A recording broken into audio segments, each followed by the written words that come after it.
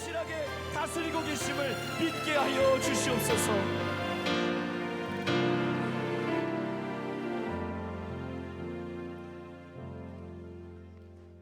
찬송가 405장 주의 친절한 팔의 안기세를 함께 찬양하겠습니다.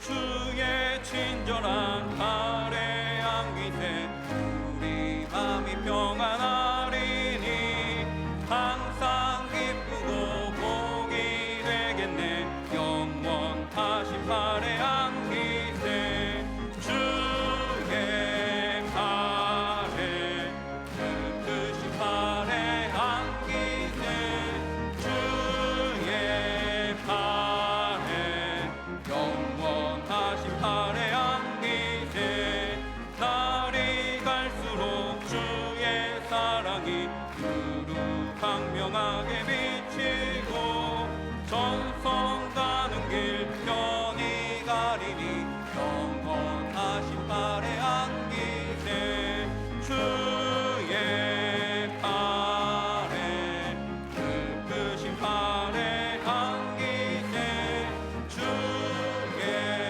팔에 영원하신 팔의 안기세 주의 보좌로 나아갈 때에 기뻤던 미소리 외치고 겁과 두려움 없어지리니 영원하신 팔의 안기세 주의 팔에 크신 팔의 안기세 주의 팔에 영원하신 팔의 안기세. 아멘. 오늘 우리에게 주시는 하나님의 말씀은 신약성경 누가복음 1장 31절에서 38절까지의 말씀입니다. 신약성경 누가복음 1장 31절에서 38절까지의 말씀입니다. 신약 87면에 있습니다. 이 말씀을 저와 여러분이 한 절씩 교독하시고 마지막 38절 말씀은 합독하시겠습니다. 보라, 내가 잉태하여 아들을 낳으리니 그 이름을 예수라 하라.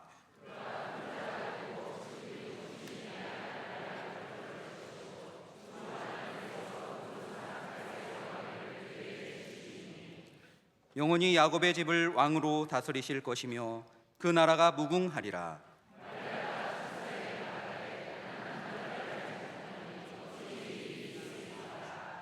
천사가 대답하여 이르되 성령이 내게 임하시고 지극히 높으신 이의 능력이 너를 덮으시리니 이러므로 나실 바 거룩한 이는 하나님의 아들이라 일컬어지리라.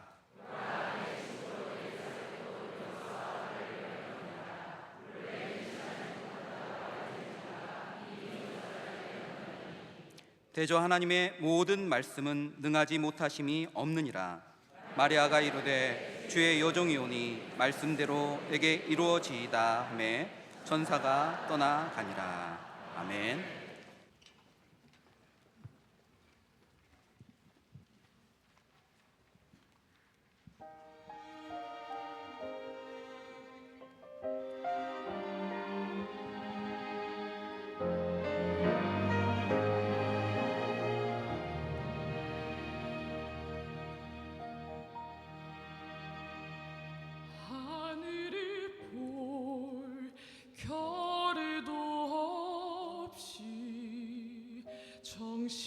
정신없이 세상을 살다가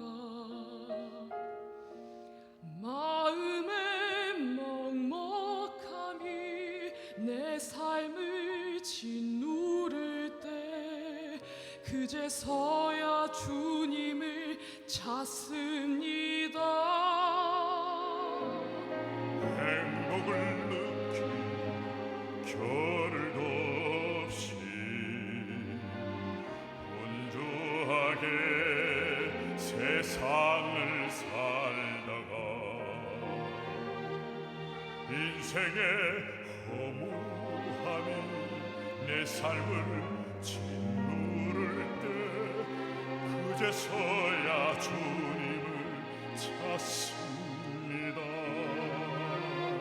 오늘도 여전히 주님은 그 자리에서 우리를 끊임없이 돌보시는데 부족한 내 영혼은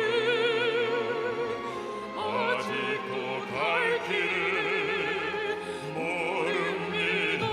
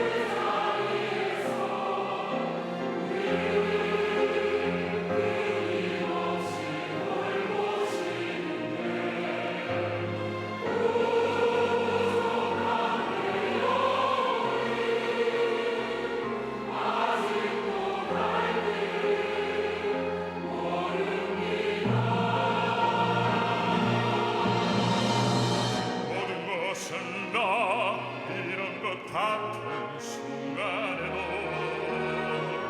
너무나 아픕니다. 내 것인 것 같아 해도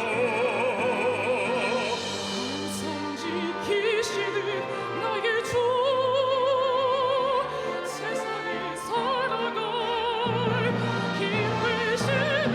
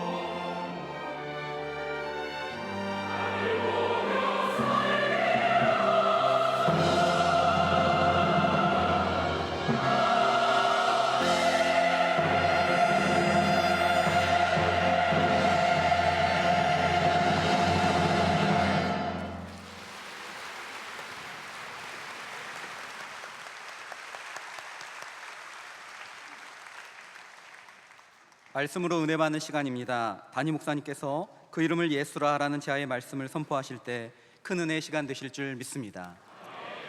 오늘 함께 누가복음의 말씀 통해서 은혜 받기를 원합니다. 우리나라 보면 이 원조가 어디냐에 대해서 분쟁을 하는 경우가 있습니다. 누가 원조인가? 할매 원조집 하면 그 옆집에 외할매 원조집 세우고 계속 원조집들이 늘어나죠. 부대찌개도 원조집이 어딘지 서로 자기가 원조라고 얘기합니다. 원조 부대찌개집, 원조 평양냉면집, 원조 돈가스집 이런 게 다 있습니다. 그래서 미국에 가 보니까 미국도 원조를 은근히 따집니다. 미국 남쪽에 가면 원조 바베큐집이 어디냐? 굉장히 중요한 문제입니다. 어디가 포크립을 먼저 시작했느냐? 어디가 드라이럽을 먼저 시작했느냐? 뭐 다양한 걸로 원조를 찾습니다. 다 서로 오리지널이라고 하죠. 제가 뜬금없이 또 한번 말씀드리자면 특별 새벽 집회의 오리지널은 원조는 명성교회입니다. 정말 뜬금없죠? 네. 자, 그러면 성령의 시작은 어디일까요? 여러분, 성령이 어디에서 시작합니까? 성령의 역사는 예수님께서 승천하신 후에 마가의 다락방에서 시작한 것이 아니라 창세기 1장 바로 하나님의 창조 사역에서부터 성령께서 역사하시는 것을 성경은 자세하게 기록하고 있습니다.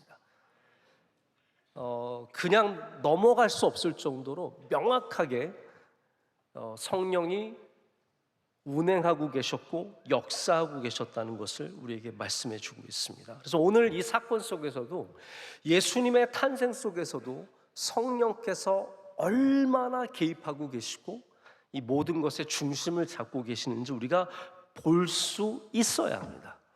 여러분 혹시 오늘 말씀 읽으시면서 성령이 여기 역사하고 계시네 느끼셨습니까? 성령께서 이 안에 함께하고 계시고 성령께서 마리아를 주장해 주시고 성령께서 예수 그리스도의 오심 가운데 모든 일들을 감당하고 계십니다. 그래서 누가복음 첫 두 장, 1장과 2장은 다 예수 그리스도의 오심에 대한 사건인데 여기에 성령이 무려 7번이나 등장합니다. 성령은 모든 예수님의 오심에 중요한 사람들에게 다 임하셨고 할렐루야, 그들을 인도하셨고 그들 가운데 역사하셨습니다. 모든 사람들이 다 성령의 역사하심이 있기 때문에 7번이나 등장을 하는 겁니다. 우리가 사도행전을 다른 말로 성령행전이라고도 부르는 거 아시죠? 성령행전이라고 합니다.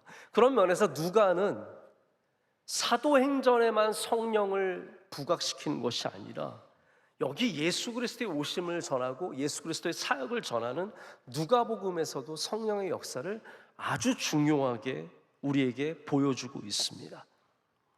여러분, 어떤 좋은 일이 있으면 그냥 그런가 보다 하는 사람이 있는가 하면 그 안에서 세밀하게 역사하신 하나님의 손길을 볼 수 있고 고백할 수 있고 또한 외칠 수 있는 사람이 있습니다. 여러분은 어떠한 사람이십니까? 여러분은 여러분의 삶 가운데 일어난 수많은 일들이 그냥 일어난 거라고 생각하십니까? 아니면 성령의 역사하심과 인도하심이 있었다라고 고백하시겠습니까? 여러분, 우리가 오늘 이 저녁에 여기서 예배 드리는 것도 성령의 역사하심이 있습니다. 여러분을 인도하셨고 여러분 가운데 말씀으로 깨닫게 해주시고 여러분을 덮어주셔서 오늘 말씀에 나오잖아요. 성령께서 우리를 덮어주실 때 그 덮음 아래 있는 주의 백성들은 생명을 갖게 되고 하나님의 뜻을 이루는 힘을 얻게 됩니다.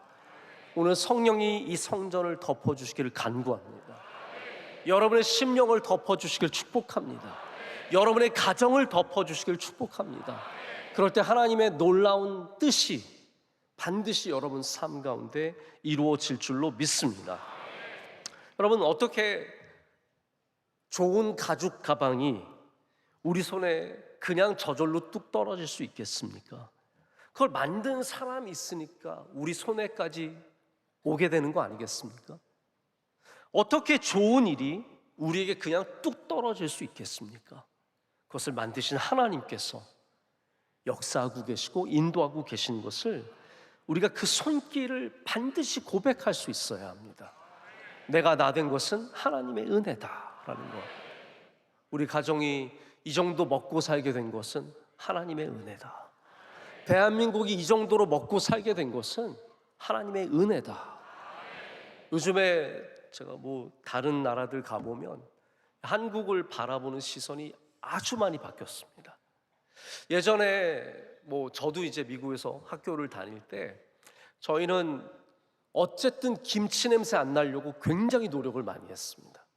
저는 저희 동생과 함께 웬만하면은 김치는 안 먹었습니다. 왜냐하면 이게 여러분 아시잖아요. 마늘 같은 거는 입에서 나는 게 아니라 채취로 나는 겁니다. 먹으면 당연히 몸에서 나게 되어 있습니다. 그래서 그런 냄새 들키지 않으려고 노린내 나고 싶어가지고 미국 사람들처럼 그런 냄새 나고 싶어서 매일 피자 먹고 햄버거 먹고 그랬던 기억이 생생합니다. 그런데 지금은 얼마나 많이 달라졌는지 모르겠어요. 아이들이 학교에 김밥을 싸가고요, 김치를 싸가고요, 미국 애들이랑 부대찌개 먹으러 가고요, 감자탕 먹으러 갑니다. 이게 말이나 되는 일입니까? 감자탕. 저 깜짝 놀랐습니다. 미국 애가 저한테 감자탕 얘기 하는 거예요. 나는 감자탕 좋아하지도 않는데 걔는 감자탕을 좋아하는 거예요. 여러분, 한국이 이렇게 세계 가운데 중요한 자리를 차지한 것 그냥 뚝 떨어진 일이 아닙니다. 하나님 주신 은혜이며 그 은혜 가운데 하나님께서 우리를 여기까지 인도해 주셨고 앞으로도 주의 뜻을 우리를 통해서 이루실 것을 믿습니다. 여러분, 명성교회가 여기까지 온 것도 하나님의 은혜입니다. 하나님의 뜻이 있고 하나님을 덮어주셨고 하나님 지금도 성령으로 역사하십니다. 그래서 성령님 떠나가시면 우리 교회는 아무것도 아닙니다. 여러분, 우리가 이 큰 건물을 갖고 있다고 해서 교회에 능력 있는 것이 절대로 아닙니다. 많은 사람들이 모이면 능력 있는 것도 아닙니다. 성령께서 우리와 함께 하셔야 되고 우리 가운데 역사하실 때 우리는 정말로 능력 있는 주의 교회, 주의 백성들 될 줄로 믿습니다. 우리 모두가 성령 충만함을 원합니다. 그런데 성령님이 우리 가운데 임하실 때 우리의 평안과 우리의 안정이 깨어질 때가 있습니다. 하나님은 종종 우리의 계획을 흔들면서 우리 삶에 개입하십니다. 내가 세웠던 평안한 계획들, 여러분, 고생하는 계획을 세우는 사람들은 많지 않습니다. 우리가 모두가 다 평안한 삶을 꿈꾸고 있고 그렇게 살기를 원합니다. 근데 하나님은 그렇게 가만히 내버려 두시지 않습니다. 우리의 계획을 흔드십니다. 여러분, 마리아라고 하는 소녀가 꿈꿨던 삶을 한번 생각해 보십시오. 마리아가 뭘 꿈꿨을까요? 내가 대단한 삶, 이름을 날리고 내가 나중에 카톨릭 믿는 사람들이 나를 두고 기도하고 그런 삶을 마리아가 꿈꿨겠습니까? 제가 우연히 우리 성지가 간다, 우리 500회 이번에 했던 거 여러분 아시죠? 그래서 원로 목사님과 이강근 박사님이 500회 기념으로 이집트의 이 많은 유적들을 지금 방송을 하고 있습니다. 그거 안 보시면 명성교회 교회는 아닙니다. 저도 그 성지가 간다를 이렇게 쭉 보다가 에베소 편을 봤습니다. 에베소 편을 보는데 저는 에베소에 늘 아데미 신전 뭐 이런 것만 있는 줄 알았는데 에베소에 특별한 유적 하나가 있는데 그게 뭐냐면 마리아의 집이 있습니다. 근데 뭐 이런 것들은 항상 이제 논쟁의 여지가 있죠. 왜냐하면 뭐 세례 요한 두개골이 한 12개쯤 되는 걸 보면 뭐가 진짜인지 모르는 게 참 많습니다. 마리아의 집이, 그러니까 요한이, 예수님께서 요한한테 부탁하셨잖아요. 내 어머니를 부탁한다라고 해서 요한이 마리아, 예수님의 어머니 마리아를 모시고 에베소에 가서 에베소에서 마리아가 죽을 때까지 거기서 모시고 살았다. 그 집터가 있고 거기에 무덤도 있고 진짜인지 모르겠지만 그게 있더라고요. 여러분, 마리아가 그런 삶을 꿈꿨을까요? 내가 예수를 낳고 이렇게 중요한 사람들이 되어서 나중에 사람들이 내 무덤에 찾아오는 그런 삶을 꿈꿨겠습니까? 제가 잘은 몰라도 마리아의 계획에 그런 건 하나도 없었을 겁니다. 아마 마리아가 원했던 것은 소박하게 좋은 남자 만나서 아이들 낳고 굶지 않고 그냥 건강하게 사는 것. 2000년 전에 소녀가 꿈꿨던 것이 뭐 그런 거 아니겠습니까? 근데 그때 천사가 찾아와서 성령으로 아들을 잉태할 것이다 라고 말합니다. 여러분, 이 어마어마한 사건을 어떻게 생각하십니까? 여러분, 우리 가정에서 아이를 가져보신 분들은 아시겠지만 아이를 갖는 것만으로도 여자에게는, 가정에게는 어마어마한 변화가 있습니다. 우리 어머님들 아이 낳고 전과 똑같으세요? 달라집니다.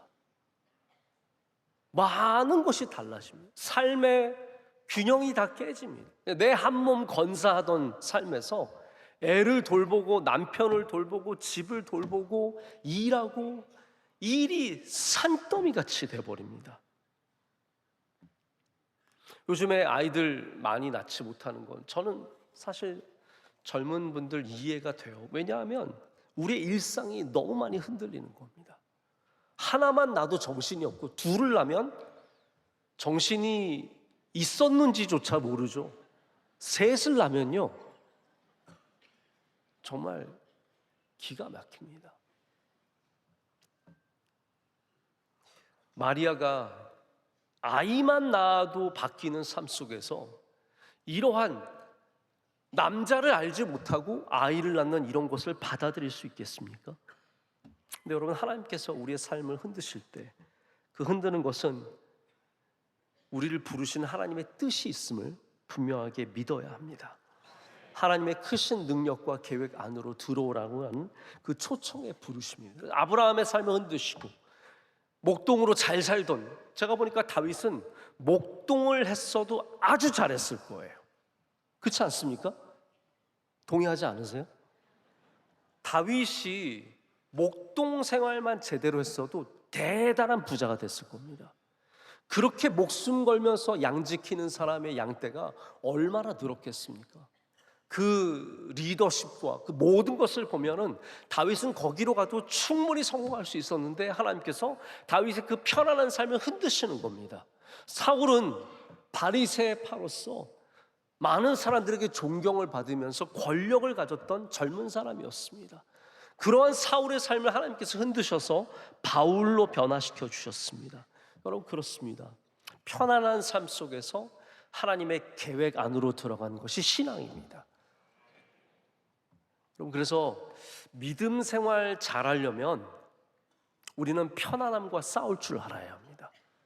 편안한 삶이 우리의 목적이 아니라 하나님이 우리의 목적이 되어야 하고, 편안하게 살아가는 것이 우리 삶의 최고의 가치가 아니라 예수님 잘 믿는 것이 우리 삶의 최고의 가치가 되어야 합니다. 이게 분명히 다릅니다. 제가 우리 명성교회 교인들을 참 존경하는 이유는 우리 명성교회 교인들은 편안한 삶을 목표로 하지 않습니다. 편안한 삶을 목표로 하면 오늘 여기 나올 필요가 없습니다. 다 집에서 비 오는데 그냥 맛있는 국수 하나 말아먹고 편안하게 소파에 앉아서 TV나 보면서 밤 보내면 되는 거죠. 우리는 다 그런 편안함을 내려놓고 불편하지만 하나님의 뜻 안에 들어와 있습니다. 이것이 성령의 역사입니다. 성령의 역사 안에서는 놀라운 창조의 역사가 이어집니다. 성령의 가장 첫째 되는 사역이 여러분 창조임을 아십니까? 마리아 안에 사람의 힘으로서는, 사람의 능력과 사람의 생각과 과학으로서는 절대적으로 불가능한 일을 행하셨습니다. 바로 남자를 알지 못하고 아이를 갖게 하시는 일이었습니다. 근데 여러분, 이게 바로 성령이 갖고 있는 능력을 우리에게 보여주는 겁니다. 성령 안에 거하면 우리 안에 하나님께서 놀라운 역사를 창조하신다라는 것. 그래서 창세기에서 혼돈 위에 성령이 운행하셨다. 그리고 생명을 창조하신 그 사역에 주의 성령이 함께 하셨음을 우리는 보게 됩니다. 에스겔의 골짜기에서 마른 뼈에 성령이 생기를 불어넣습니다. 여러분, 하나님은 마른 뼈도 살아나게 하시는 분이십니다. 그 환상을 통해서, 그 위대한 환상을 통해서 하나님의 성령의 사역이 살아나게 하는 것이 있다. 창조함에 있다는 것을 우리에게 보여줍니다. 마리아를 통해서 마리아 안에 인류의 구주, 우리 모든 인간의 구원자 되시는 예수 그리스도를 창조해 주신 겁니다. 그리고 조금 지나면 사도행전에 가면 제자들을 통해서 성령이 임하실 때 뭐가 창조가 됩니까? 교회가 생기지 않습니까? 여러분, 성령은 창조하게 하시는 힘이 있습니다. 그래서 성령이 우리 안에 있을 때 우리 삶 안에서 불가능한 일들을 가능하게 하십니다. 우리의 능력으로 만들 수 없는 것, 우리의 능력으로 행할 수 없는 것, 우리의 마음으로 가질 수 없는 비전과 사명을 다 갖게 하세요. 이걸 다른 표현으로 말하자면 잉태하게 하시는 겁니다. 성령이 임하실 때 놀라운 주의 역사가 잉태되게 됩니다. 엘리사벳은 나는 너무 늦었어 라고 말했습니다. 마리아는 나는 너무 평범한 소녀라고 말합니다. 하지만 성령께서는 이들에게 똑같이 말씀하시는 것이 하나님께는 능치 못하심이 없느니라 라고 말합니다. 여러분 이 말씀을 믿으시길 축복합니다. 성령이 임해야 이 말씀을 받아들일 수 있습니다. 하나님에게는 능치 못하심이 없으십니다. 모든 불가능한 곳에서 우리는 성령의 창조의 능력을 신뢰해야 합니다. 여러분 아시죠? 우리 인간의 몸은 다양한 물질을 우리 안에서 생성해냅니다. 호르몬, 다 우리 뇌에서 생성되는 물질입니다. 잠이 오고 사랑하게 되고 이런 모든 것들 다 우리 안에서 생성되는 겁니다. 그런데 우리 사람이 못 만들어내는 것이 있습니다. 비타민, 우리 못 만들어냅니다. 비타민은 반드시 외부적인 것을 섭취해야 합니다. 비타민 C, 비타민 D 뭐 이런 거 다 음식을 통해서 얻어야 되고 미네랄 이런 것도 다 밖에서 얻어와야 합니다. 우리 인간이 만들 수 있는 것들은 굉장히 제한적입니다. 마찬가지입니다. 우리가 할 수 있는 것들은 굉장히 제한적입니다. 하지만 성령께서 우리 안에 들어오실 때, 할렐루야, 성령께서 우리 안에 놀라운 일들을 시작하십니다. 우리가 만들어낼 수 없는, 우리가 생각할 수 없는, 우리가 감당할 수 없는 일들을 성령께서 감당하게 하신다는 거죠. 오늘 여러분 안에도 성령으로 말미암아 하나님의 영이 여러분 안에 창조되는 은혜가 있으시길 축복합니다. 그래서 지혜가 부족하거든 후히 주신 하나님께 기도하라고 했습니다. 여러분 우리는 하나님께 구해야 합니다. 내가 할 수 없는 일들, 내가 감당할 수 없는 일들, 내가 이겨낼 수 없는 마음들, 내가 감당할 수 없는 수많은 중독들과 어두움과 이 모든 것들을 하나님 앞에 전적으로 내려놓고 하나님이 주신 은혜를 받을 때 우리 그것을 넘어서는 힘을 얻게 될 줄로 믿습니다. 성령을 따르는 사람의 반응이 있습니다. 그것이 무엇입니까? 38절에 보면 주의 여종이오니 말씀대로 내게 이루어지리다 라고 말씀합니다.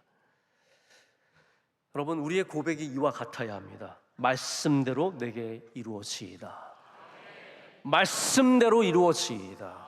그럼 말씀이 무엇입니까? 하나님의 영입니다. 하나님의 감동으로 된 것이 성경의 말씀이고 하나님의 말씀이 하나님의 영이고 그것이 성령입니다. 성령께서 우리 안에 오실 때 우리는 그 말씀이 이루어지기를 고백해야 합니다.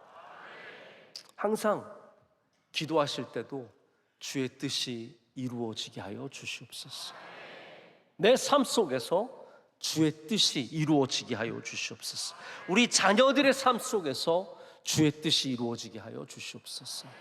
여러분 우리가 물론 구하는 것도 간구하는 것도 기도해야죠. 하나님 우리 아들 변호사 되길 원합니다. 우리 딸 의사 되길 원합니다. 그런 기도 하셔도 전혀 상관없습니다. 하지만 우리가 또한 동시에 기도해야 되는 게 뭐냐면 주의 뜻이 이루어지게 하여 주시옵소서. 그 기도가 얼마나 능력 있는 기도인 줄 모릅니다.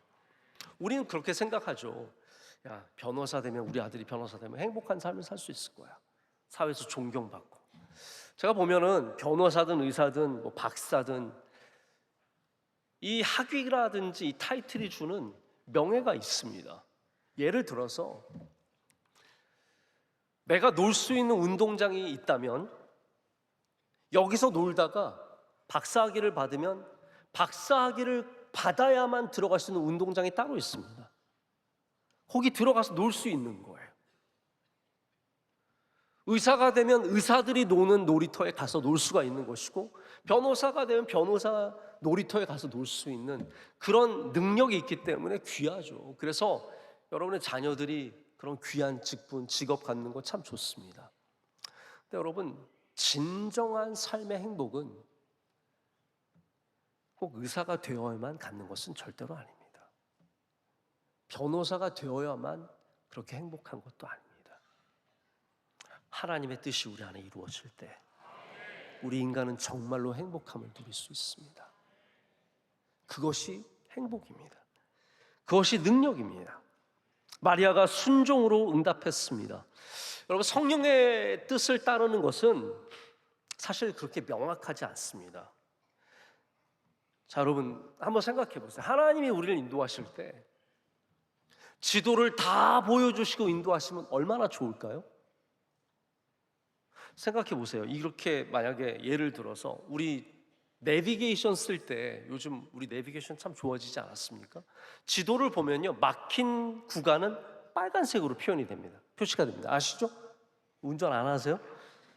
빨간색으로 표시가 되고요, 조금 막히는 구간은 노란색으로 표시가 된다든지 다른 색깔로 표시가 돼요. 그러면 조금 늦을 때 빨간색을 보면서 무슨 생각을 하냐면, 아, 여기만 지나가면 이제 뚫리겠구나. 그리고 실제로 거기만 지나가면 차 속도가 갑자기 확 빨라지면서, 그래서 별로 걱정이 안 돼요. 왜냐하면 지도를 다 보고 있으니까요. 어디에 가면 막히고 어디에 가면 뚫리고 다 알고 있으니까 뭐 그렇게 큰 걱정이 되는 게 아닙니다. 만약에 하나님께서 우리의 삶에 그렇게 지도를 보여주신다면 얼마나 좋겠어요. 요만큼만 고생하면 되는구나. 다음 주만까지만 고생하면 나 그 다음부터는 완전 뚫리네. 그러면 그거 감당할 수 있거든요. 아, 그냥 일주일만 그냥 고생하자. 힘들지만 참아내자. 근데 하나님의 지도는 그걸 안 보여주세요. 보셨어요? 여러분 다 아십니까? 나는 언제는 평안하고 언제는 고생하고, 요거 지나면 괜찮고 얼마 지나면 다 문제가 풀리고, 그런 게 보이시는 분 단 한 명도 없을 겁니다. 하나님은 한 걸음 한 걸음 하나님과 동행하길 원하시는 것이지, 지도를 다 보여주시고 여기 지나가면 평안하고 저기 가면 어려움 있고 그렇게 인도하시지는 않는다라는 겁니다. 아브라함에게 하나님께서 내가 명령하는 땅으로 가라라고 말씀하셨지, 어디로 가서 어디에 정착하고 어디에 가면 무슨 일이 생기고 이런 거 하나도 말씀하지 않으셨습니다. 내가 아들을 줄 텐데, 백세 줄 텐데 너 괜히 허튼 짓 하지 말고 그때까지 기다려라, 이런 말씀도 안 하셨어요. 약속만 하시고 오늘을 하나님과 동행하게 하시는 겁니다. 그게 우리가 해야 되는 일입니다. 순종하며 따라갈 때 다 알기 때문에, 다 보고 있기 때문에 따라가는 것이 아니라 이 한 걸음 한 걸음을 우리 주 예수 그리스도를 의지하며 나아갈 때 그 삶의 능력이 반드시 있습니다.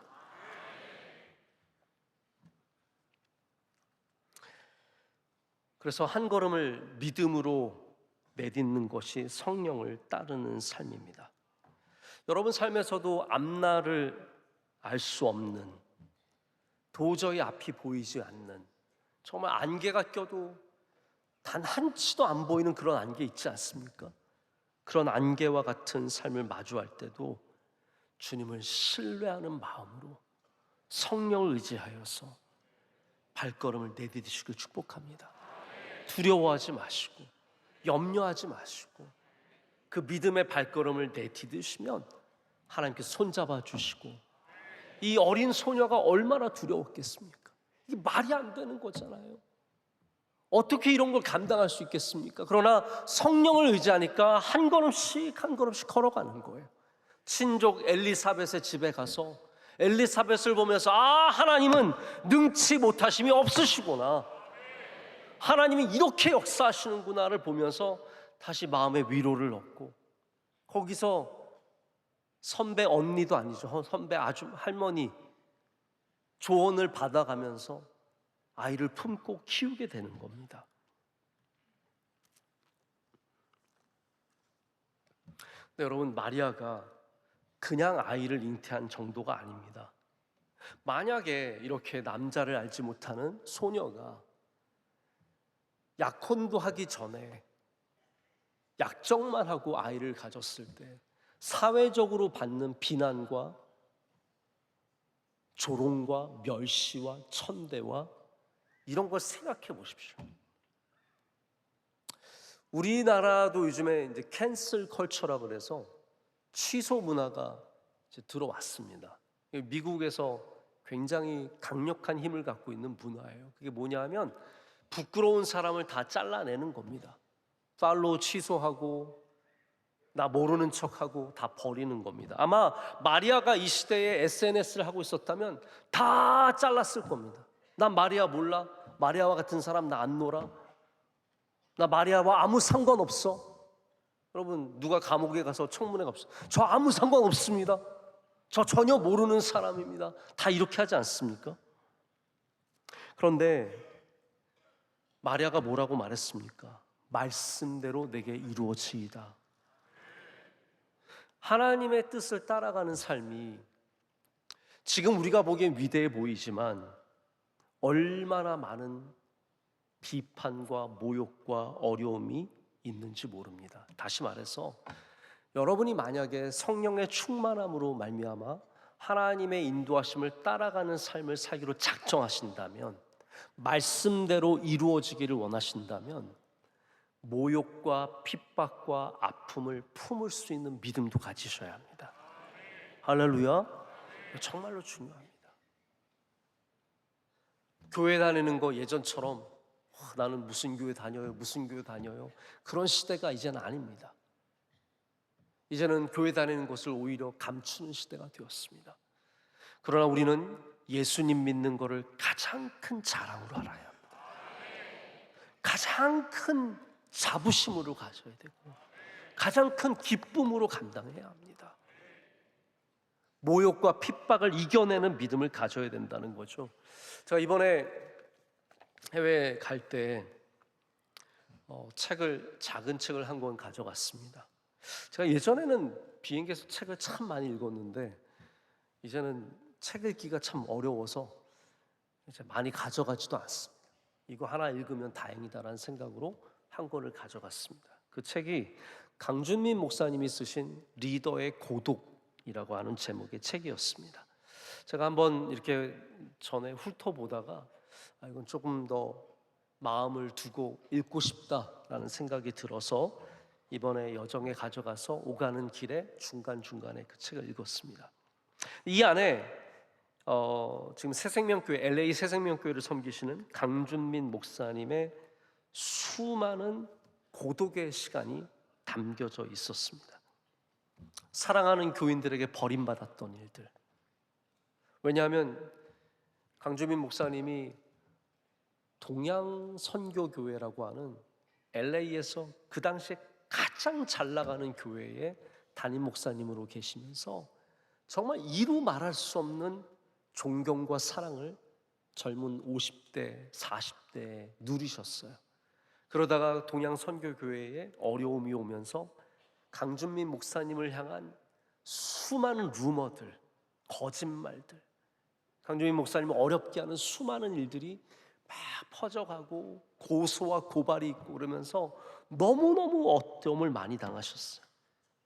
사랑했던 교인들에게 버림받는 거, 여러분 그것처럼 비참한 일이 없습니다. 내가 믿었던 사람들에게 뒤통수 맞는 것처럼 고독한 일이 없습니다.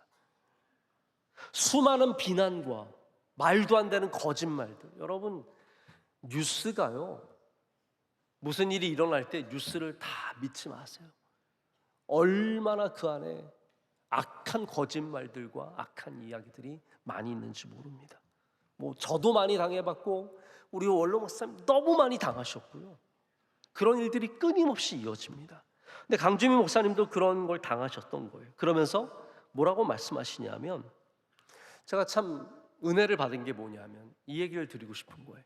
이 목사님이 그들을 원망할 수도 있고 미워할 수도 있는데 뭐라고 말씀하시면, 리더는 그러한 아픔과 배반과 어려움을 수용해야 하는 고독이라는 것을 반드시 누릴 수 있어야 된다 라고 얘기하시더라고요.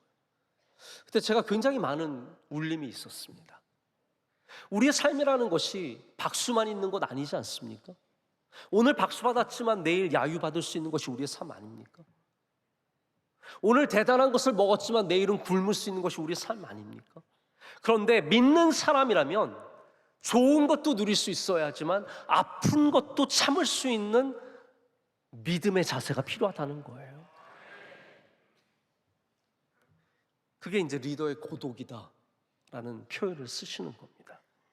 성령을 따르는 삶도 마찬가지입니다. 성령을 따르는 사람 박수 쳐주고 대단한 거 누리고 트로피 받고 꽃다발 받고 그런 것인 것 같지만 아닌 거예요. 사실은 마리아가 예수 그리스도를 잉태했을 때 얼마나 많은 손가락질을 당했으며 얼마나 많은 오해를 받았으며, 아니 지금까지도 사람들이 이건 있을 수 없는 일이다, 마리아가 사고치고 난 아들이 예수다 라고 지금까지도 학자들이 그렇게 얘기하지 않습니까?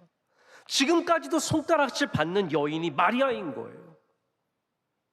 근데 믿음의 삶을, 성령의 인도하심을 택하시면 그 손가락질을 감수할 수 있는 믿음도 가지셔야 된다라는 겁니다. 그 비난과 야유와 우리를 놀려대는 소리들을 잠잠하게 받아들일 수 있는 성령의 능력을 얻으시기를 축복합니다. 성령은 우리를 덮어주십니다. 할렐루야. 오늘 말씀 35절을 보면 천사가 대답하여 이르되 성령이 내게 임하시고 지극히 높으신 이의 능력이 너를 덮으시리니. 할렐루야. 너를 덮어주신다라고 합니다. 저는 이 표현을 너무너무 사모합니다. 오늘도 주님의 크신 능력이 여러분을 덮어주시길 축복합니다. 우리의 부끄러움도 덮어주시고 우리의 부족함도 덮어주시고 아픔도 덮어주시고 주님은 덮어주시는 분이세요. 하나님은 덮어주시는 분이십니다. 그런데 이 덮음 속에서 생명이 탄생하는 겁니다. 하나님이 마리아를 이렇게 성령으로 덮어주셨을 때 그 안에서 놀라운 하나님의 생명이 시작이 되는 겁니다. 여러분, 그래서 하나님이 우리를 덮어주실 때 하나님의 능력이 그곳에서 태어납니다. 성령은 우리를 단순히 막 감동시키고 막 뜨겁게 하고, 저도 어렸을 때 기억이 납니다. 성령 충만한 게 뭘까? 성령 충만한 게 뭘까? 저 고등학교 때 저도 성령 충만하기 위해서 기도도 열심히 하고 제가 그랬었습니다. 막 찬양 집회도 따라다니고 제가 생각해 보면 고등학교 때 제일 열심으로 믿었던 것 같아요. 성경 꼬박꼬박 읽고, 그리고 또 약간 바리새적인 게 제가 있어서 담배 피는 애들 또 담배 피, 교회 다니면서 막 술 마시는 애들 너 술 마셨어, 교회 다니지 말라고 막, 교회를 전도해야 되는데 다 나오지 말라고, 넌 나오지 마, 넌 나랑 같이 찬양대 설 자격이 없어.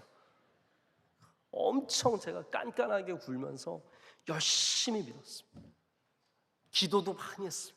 교회 기도실 매일 와가지고 기도하고, 누가 더 오래 기도하나 막 그런 것도 하고 열심히 기도하면서 살았습니다.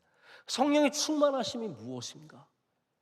근데 저는 그것이 어떠한 감정인 줄만 알았습니다.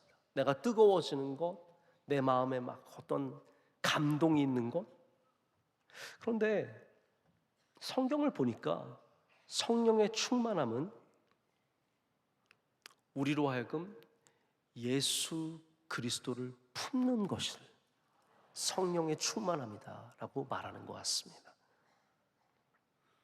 여러분, 성령이 우리를 덮으실 때 우리 안에 예수 그리스도가 계십니다. 성령이 마리아를 덮어주셨을 때 그 안에 예수 그리스도께서 잉태되신 것처럼 성령이 우리를 덮어주실 때 우리 안에 예수님이 계십니다. 우리 안에. 여러분 혹시 마리아 계십니까? 마리아 계십니까?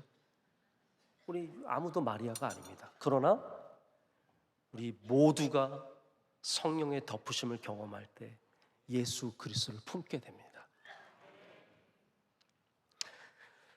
C.S. 루이스가 쓴 나니아 연대기를 보면 아슬란이라고 하는 사자가 예수님이에요. 예수님의, 성경의 예수님의 역할을 합니다. 그런데 이 아슬란이 나타나서 겨울 왕국에 겨울이 물러가고 봄이 옵니다. 아슬란의 숨결로, 아슬란이 그 숨결을 내쉬었을 때, 숨결이 뭐예요? 성령 아닙니까? 성령을 내쉬었을 때 거기에 봄이 오기 시작했습니다. 주인공 루시와 그의 남매들은 그 변화를 설명할 수 없는 생명력이다라고 말합니다. 여러분, 성령은 생명력이 있으십니다. 아까 창조에 대한 말씀 드렸죠. 창조하시고 마른 뼈를 살아나게 하시고 예수 그리스도를 잉태하게 하시고 교회를 시작하게 하시는 이 모든 것이 성령의 공통된 사역인 것처럼 성령의 숨결이 우리 안에 들어올 때 우리 안에 참 생명이 시작되는 줄로 믿습니다. 말씀을 이제 제가 마치려고 합니다. 여러분, 성령을 따른다는 것은 단순히 우리가 기분이 좋아지고 뜨거워지고 그런 게 아닙니다.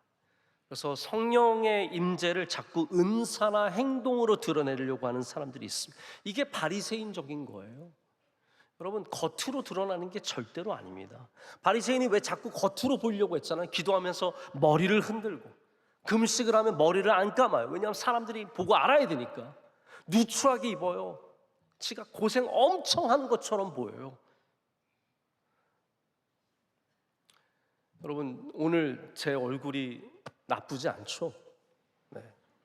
저도 굉장히 피곤한 여정을 2주 다녀왔는데 저는 그런데 다녀와서 여러분께 저 고생했습니다라고 말하는 거 정말 적절하지 않다고 생각을 합니다. 실제로 고생도 별로 안 했고요. 겉으로 무엇인가를 보여서 나의 의의를 드러낸다? 이거는 가장 비기독교적인 거예요. 겉으로 무엇인가를 보여준다는 거, 그거는 불가능합니다. 성령의 임재는 우리의 머리의 스타일에 있지 않습니다. 성령이 충만한 사람은 단정하게 입고 다닌다, 그런 것도 아닙니다. 성령에 충만한 사람은 그 안에 예수 그리스도의 영이 있는 겁니다. 예수 그리스도의 성품이 있는 겁니다. 예수 그리스도의 사랑이 있고 예수 그리스도의 은혜가 있고 예수 그리스도의 존재가 그 안에 있습니다. 이것이 성령 충만의 본질입니다.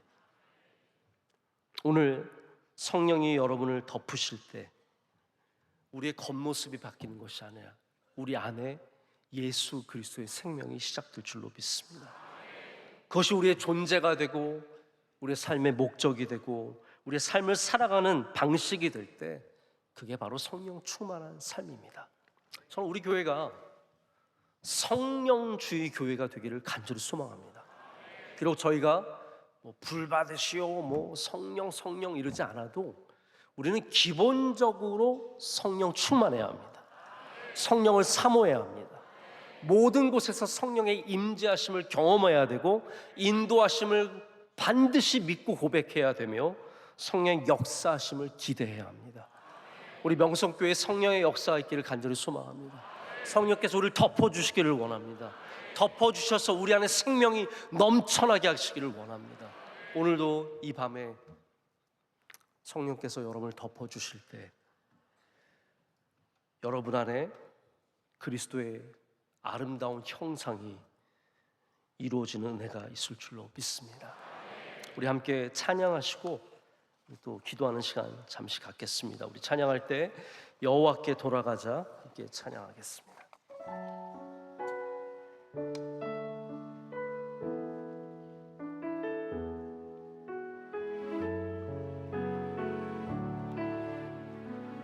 내 백성이 나를 떠나 내 백성이 나를 떠나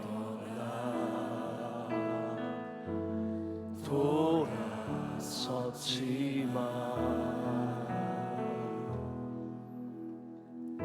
내 사랑이 내 백성 보기 못하니 내 모든 것 내어주고 나 그들을 얻으리라. 여호와께 돌아가자. 우린 돌아서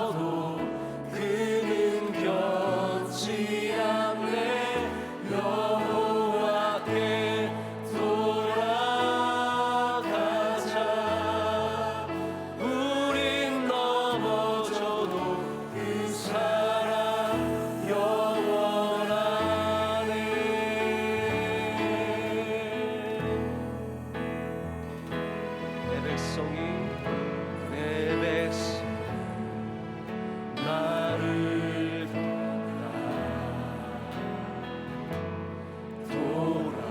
돌아섰지만 내 사랑이 내 사랑 내 백성이 포기 못하니 내 모든 것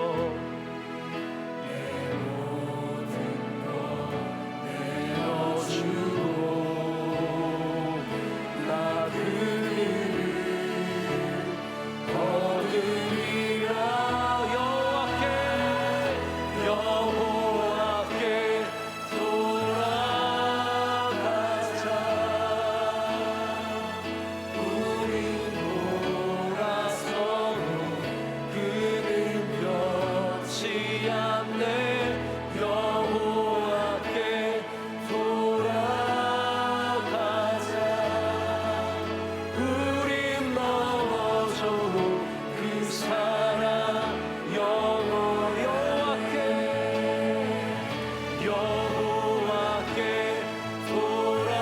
돌아가자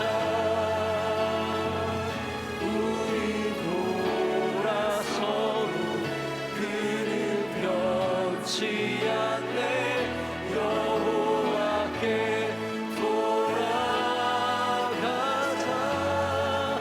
우린 넘어져도 그 사랑 영원한 사랑은 오래 참고 자신을 내어주네 서로 사랑할 때 세상은 주보내 사랑은 절대 지지 않네 여호와께 돌아가자 우리 돌아서도 그는 변치 않네 여호와께 돌아가자 우린 넘어져도 그 사랑 영원하네 이제는 우리 주 예수 그리스도의 크신 은혜와 하나님 아버지의 영원하신 사랑과 성령님의 함께하심과 역사하심이 주님께 아름다운 예배를 올려드리며 우리 삶으로 나아가는 주의 모든 사랑하시는 백성들 가운데 가정 가운데 덮어주시는 놀라운 주의 능력이 지금부터 영원토록 함께하시기를 간절히 축원하옵나이다. 아멘.